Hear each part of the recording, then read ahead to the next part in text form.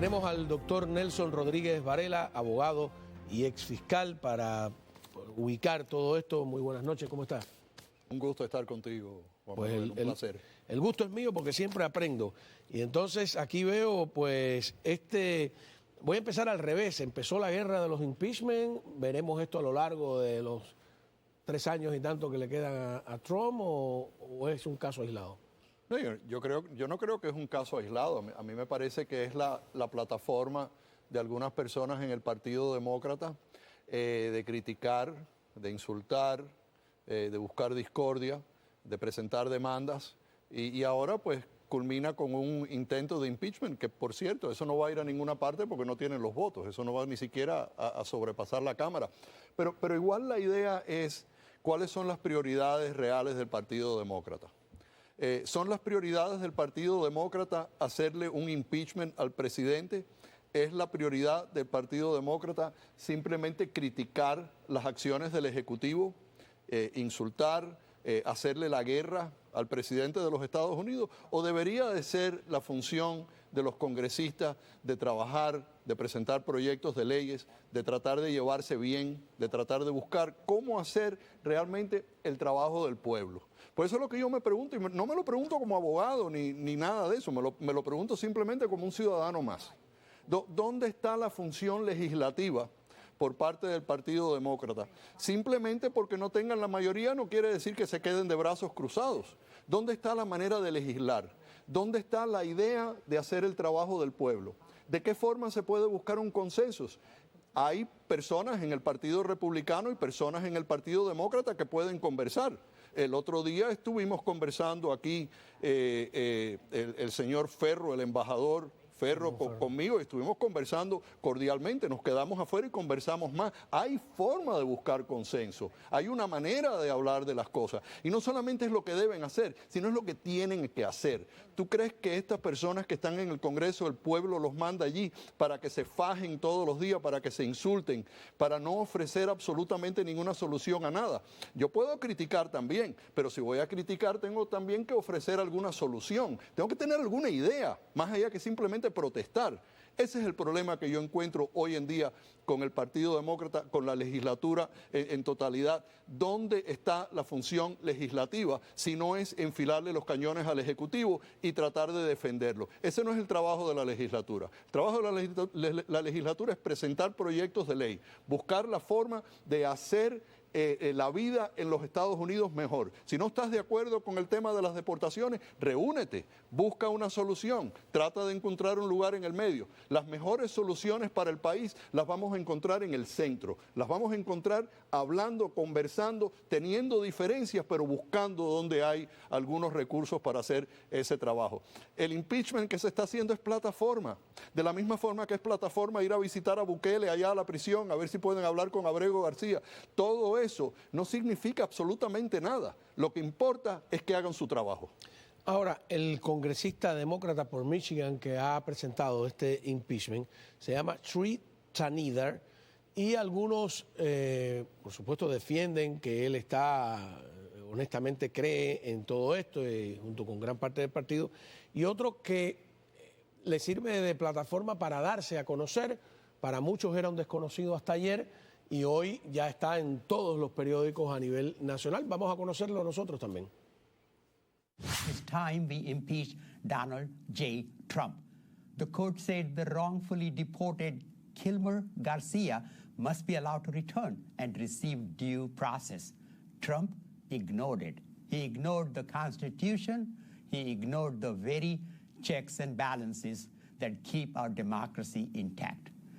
This isn't an isolated incident. It's part of a dangerous, deliberate pattern. That's why today I introduced a resolution to impeach Donald J. Trump, outlining 7 articles of impeachment. I won't be silent, and I'm calling on all my colleagues, Democrats, Republicans, and Independents, to stand up with me.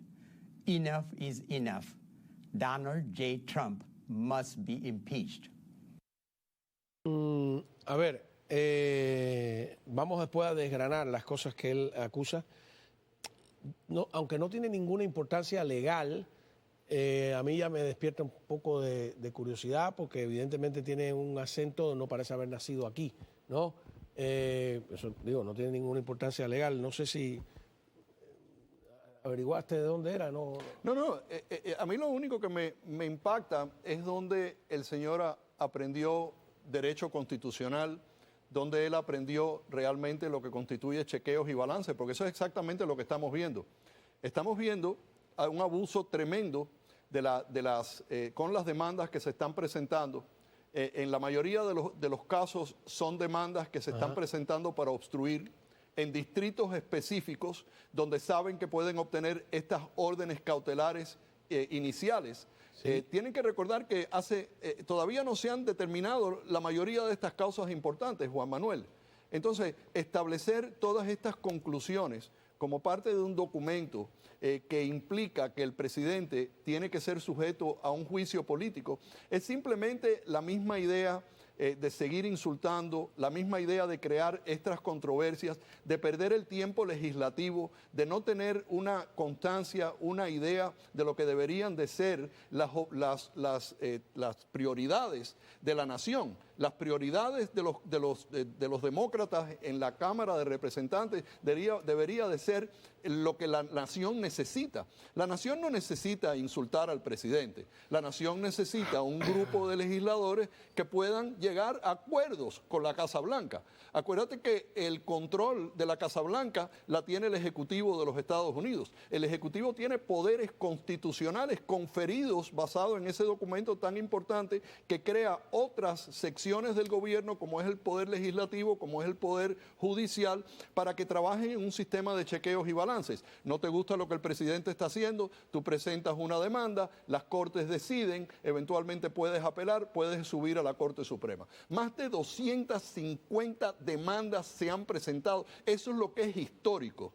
Y lo que estamos presenciando es que están tratando de llegar a la conclusión de establecer una crisis constitucional, que es de lo que están hablando constantemente. Solamente los liberales demócratas hablan de problemas constitucionales y de crisis constitucionales, presentando toda esta serie de demandas que impiden en gran medida el uso del poder ejecutivo en los Estados Unidos, algo que nunca ha sucedido. Y entonces yo no sé qué es lo que va a pasar con muchas de estas demandas. Ya hoy en día necesitas una de esas tabletas electrónicas para poder seguir todos estos casos, porque ya todos se confunden. Pero hay varias cosas que son importantes. Uno es la inmigración. La inmigración se puede lograr a través del uso del Poder Ejecutivo. ¿Hasta dónde se puede llevar el Poder Ejecutivo? Eso lo decidirá la Corte. Pero en este momento él está tratando, el presidente y esta administración está tratando de lograr eliminar el elemento criminal que entró por la frontera, de una frontera desatendida que ha creado toda una mano de problemas que constituye una emergencia en este país.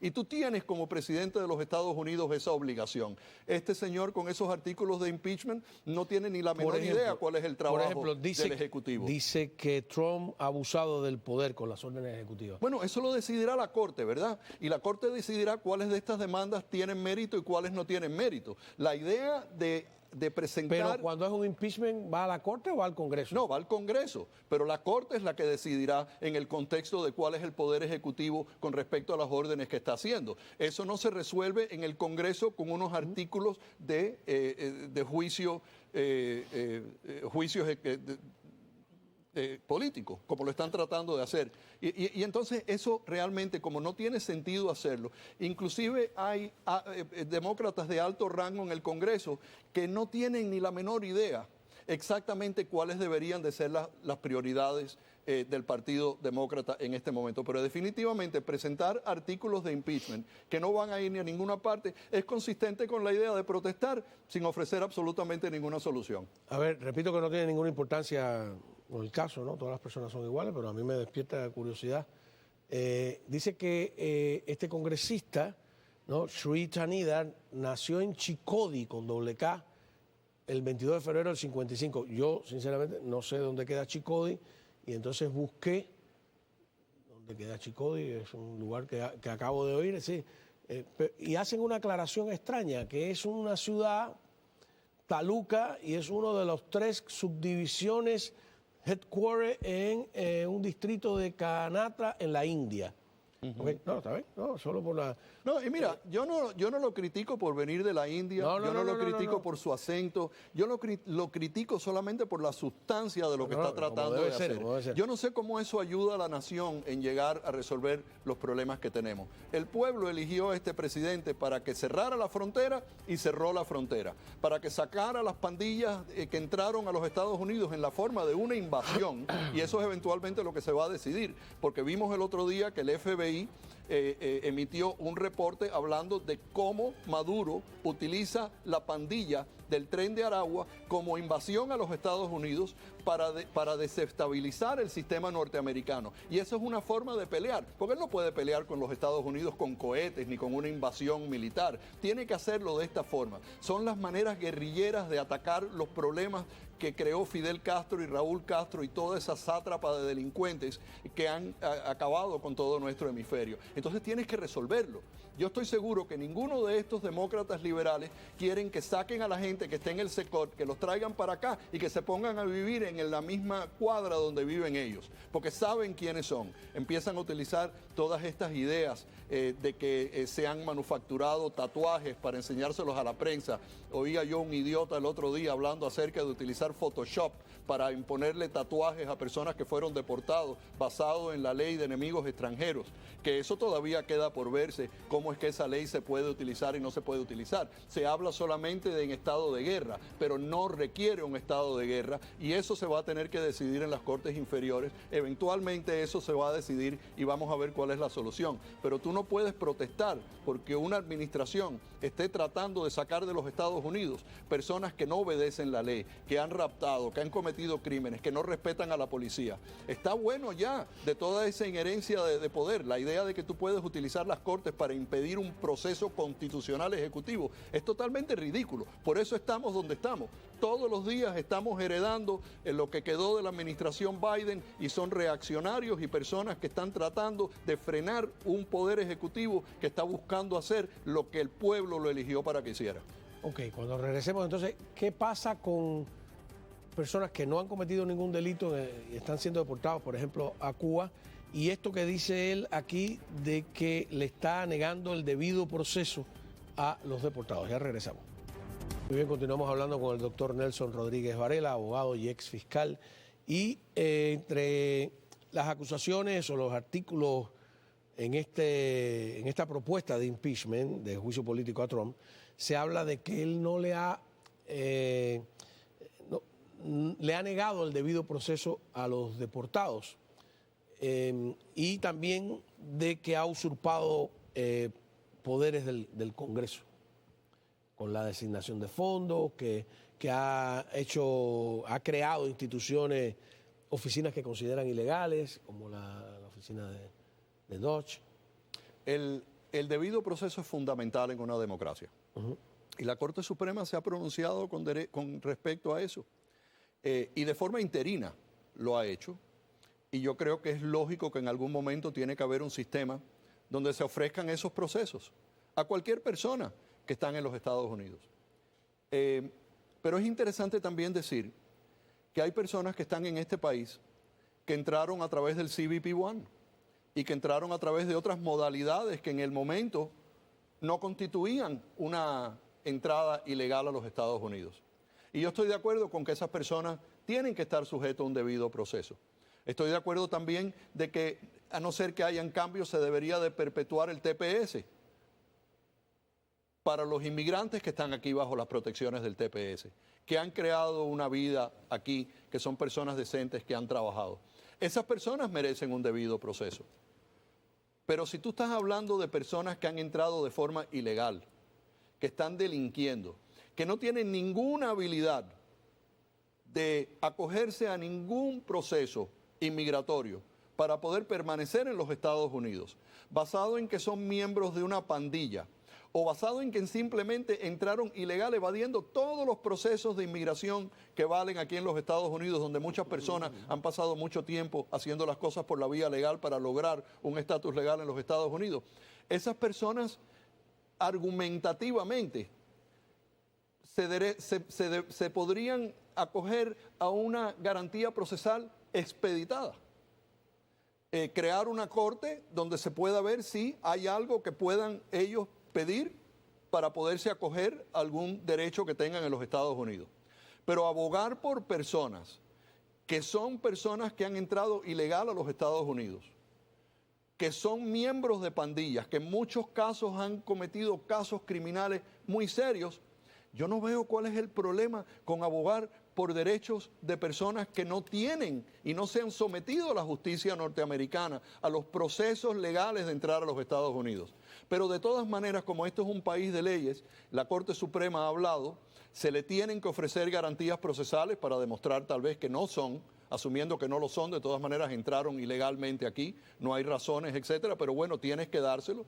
Y el presidente no ha violado absolutamente ninguna de esas leyes. No hay ninguna determinación judicial de que el presidente ha violado esas leyes. Así que utilizar eso como idea de establecer un juicio político es simplemente perpetuar la dinámica y la retórica en contra del presidente sin ofrecer ideas, sin ofrecer soluciones, ni siquiera justificar la seguridad nacional del país. Hay quien está hablando de que hay una obstrucción del poder administrativo, al revés, y que jueces de un nivel inferior, de distrito, etcétera, están, para usar las palabras del impeachment, usurpando de alguna manera poderes para obstruir al presidente. O sea, ¿se puede hablar de obstrucción del Poder Ejecutivo o es?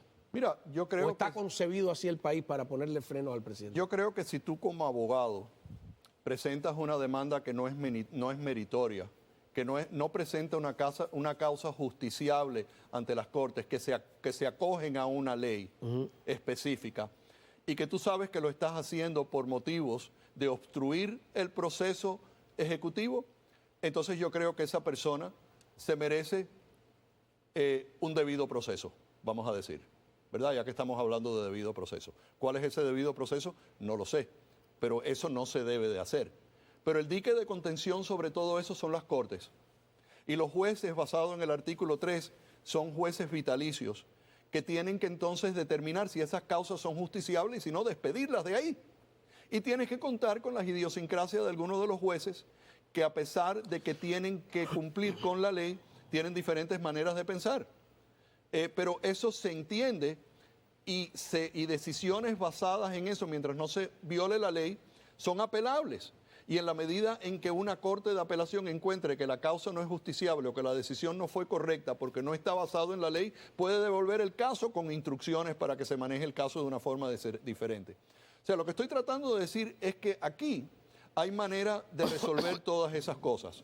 O el caso se desestima o eventualmente llega a la Corte Suprema, donde eventualmente se van a tener que definir cuáles son los poderes del Ejecutivo y dónde en cada uno de estos casos es que se está usurpando el Poder Ejecutivo para que esos casos se devuelvan con instrucciones a las Cortes inferiores. Pero muchas personas que vienen de otros países, de otro tipo de legislaciones, se asombran de que un juez de distrito pueda frenar al presidente.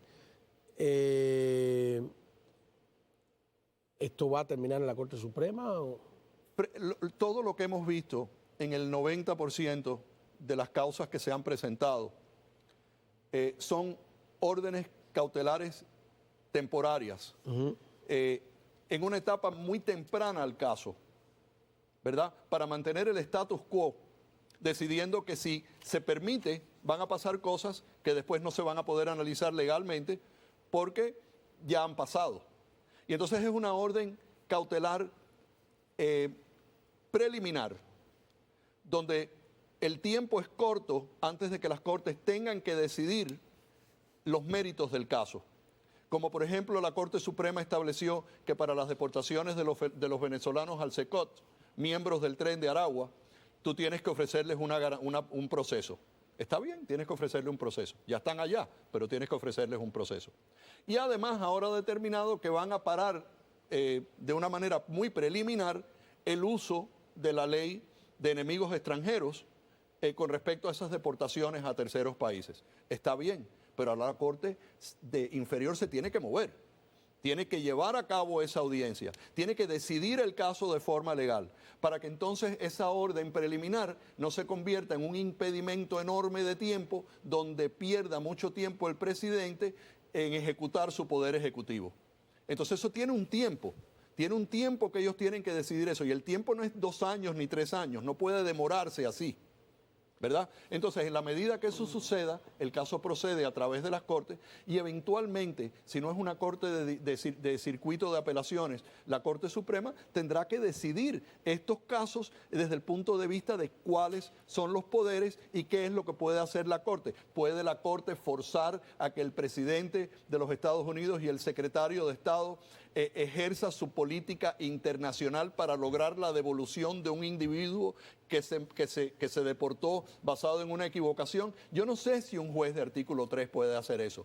¿Por qué? Porque el Ejecutivo con su secretario de Estado son los que determinan cuál va a ser la política internacional. Entonces una corte no puede forzar a que tú uses tus poderes de política internacional para lograr un proceso, porque la Corte no tiene jurisdicción sobre eso. Y ahí es donde tienes la separación de poderes, ahí es donde tienes los chequeos y balances. Por eso las Cortes inferiores tienen que moverse a gran velocidad para resolver estos temas importantes, para no impedir de esa forma el uso del Poder Ejecutivo. Cuando regresemos vamos a ver un caso concreto, porque hay mucha gente que la verdad no tiene idea de la ley y a veces se enredan ellos mismos. Es el reggaetonero Chocolate,